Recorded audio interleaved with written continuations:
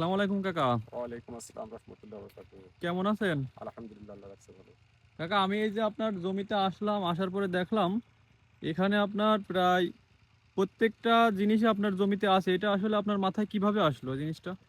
এখন আমরা চাষি মহলের মানুষ, আমাদের সবসময় করতে হয়, আমাদের মাথায় থাকে, আমরা বুঝি এগুলো তাই করি।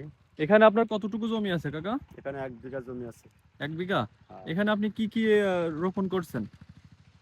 পটল লাগাইছি, পেঁয়াজ লাগাইছি, রসুন লাগাইছি, মূলো লাগাইছি, কপি লাগাইছি, ভেন্ডি লাগাইছি, পুঁই শাক লাগাইছি, ভাতির চারা দিছি, ভাতি পেঁয়াজের চারা, আলু লাগাইছি, বেগুন আছে।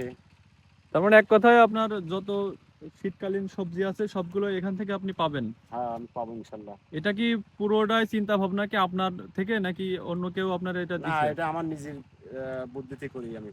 আপনার বুদ্ধি থেকে? হ্যাঁ। আচ্ছা, এইভাবে যদি অনেকে শুরু করতে চায় সেক্ষেত্রে তাদের করণীয়টা কি?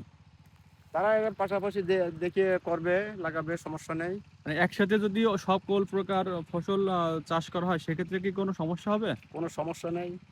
মানে এক্ষেত্রে কি লাভের পরিমাণটা একটু বেশি? এখন দেখা যাচ্ছে লাভও হতে পারে, তারপর দেখা যাচ্ছে নিজেদের খাওয়ার জন্য তো লাগবে। বাজারঘাট না করে নিজেরা উৎপাদন করে খায়।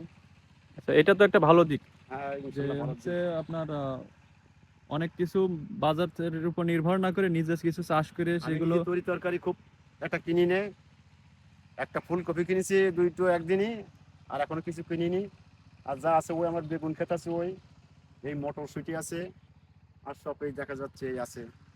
আমি কি নিজে আরো বিক্রি করি। তো আল্লাহ দিদি কালকেও বেগুন তুলবো, হয়তো 2-3 মণ বেগুন হবে না, পরশুদিন রাজগঞ্জে নিয়ে যাব।